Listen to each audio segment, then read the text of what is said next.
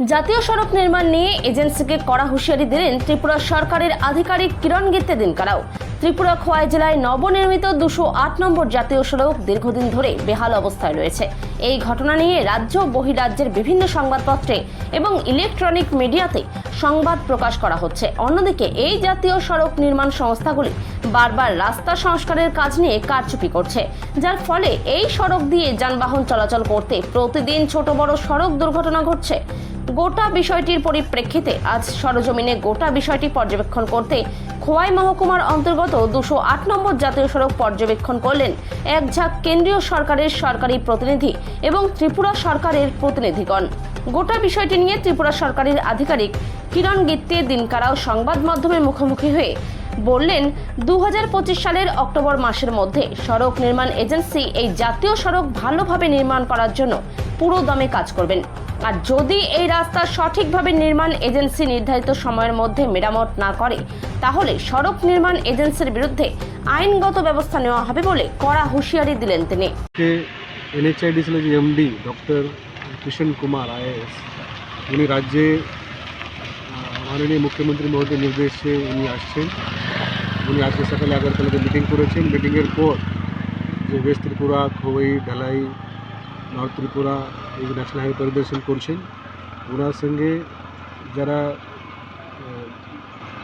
NHIDCL engineers, তার agency, তারপরে যে ওদের অথরিটি ইঞ্জিনিয়ার সবাই এজন আছে।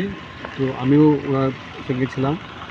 তো যে রাস্তা কমপ্লিট হওয়ার পরে যে 5 বছর যে মেনটেন্যান্সের দায়িত্ব থাকে এজেন্সির, আর সেটা সময় মতো না হওয়াতে এমডি সাহেব নির্দেশ দিয়েছেন ওটা এজেন্সিকে আর ইঞ্জিনিয়ার্স যারা দায়ী আছে ওদেরকে শোকজ নোটিশ দিতে।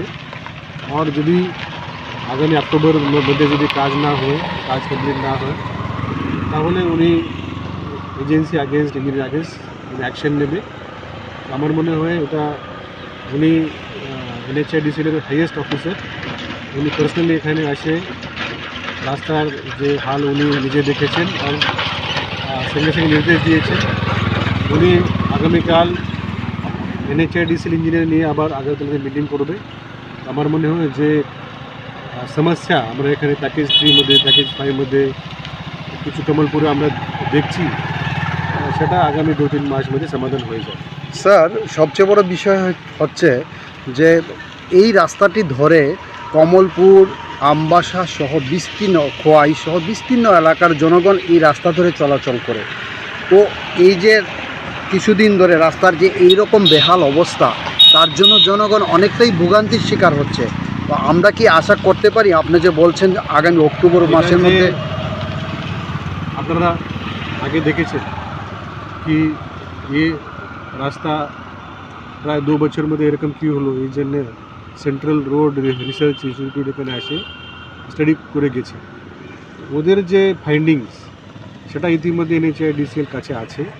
তো সেটা উনি বলছেন নিচে যে সাবগ্রেড সয়েল, এটা পুরোটাই চেঞ্জ করতে হবে।